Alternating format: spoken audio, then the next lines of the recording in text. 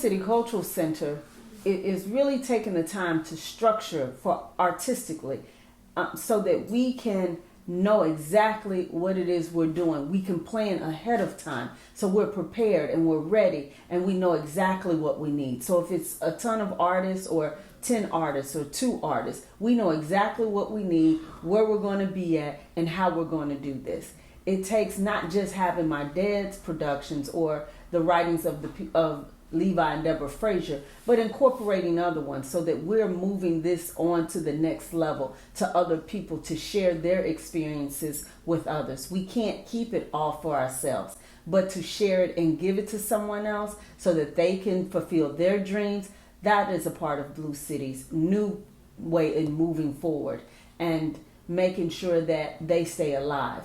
Blue City Cultural Center is actually taking the plays that Levi Frazier and Deborah Frazier have written and putting those into a book so that others can purchase those. And if they decide that they want to do the play of Down on Bill or a tribute to Richard Wright or My Girl, that they are able to do that. We have taken the time to categorize them, if they are historical, if they're a biography, if it is a social issue, that you now have something that you can also use and do for yourself.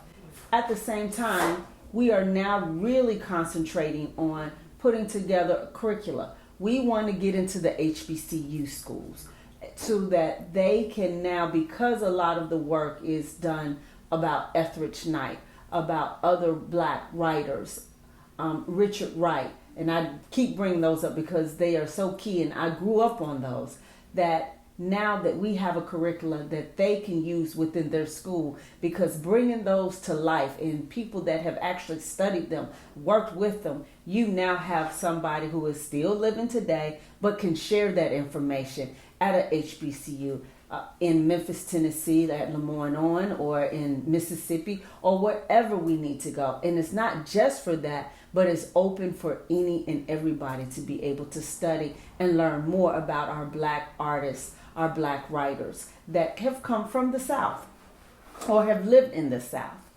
Another thing that I'm really adamant about is when my parents started Blue City Cultural Center, they did everything off a whim. No matter what it was, I want to do this because I can. Now bringing the artistic side and the business side together to really have a solid foundation. That means that we truly now have a budget that we can work from. And I did it as a dream. If this was my dream business, how would I do it? And doing it in that aspect, that breaking that budget down, breaking down each one of those programs, the So Much Love, the Storied Places, the Peace in the House, and productions. We now know what it takes, and that is so exciting to me, what it takes to run those programs. We looked at it as the aspect of if it is a salaried person or contracted, as well as if it is something that is a direct cost.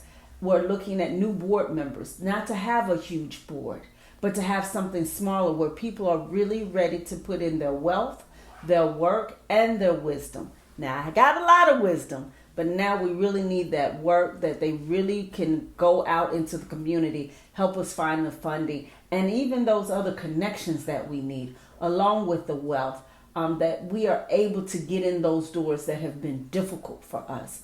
We're looking at talking to the community, making sure we give them what they're asking for, because we can have our ideas all the time, but we gotta focus on the community so that we are really bringing a collaboration together. And the main thing for me is I understand and know I cannot do this alone. So it will take the other theater companies, the community, community leaders, the government, to all of us work together.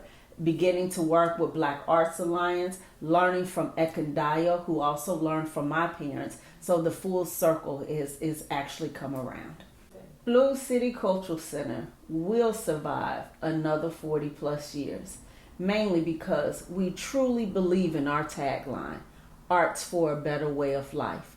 It is not just about the arts, but it is about the arts and moving people into a different direction to understand that they can tap into their own talents. And once they tap into it, the world is at their feet.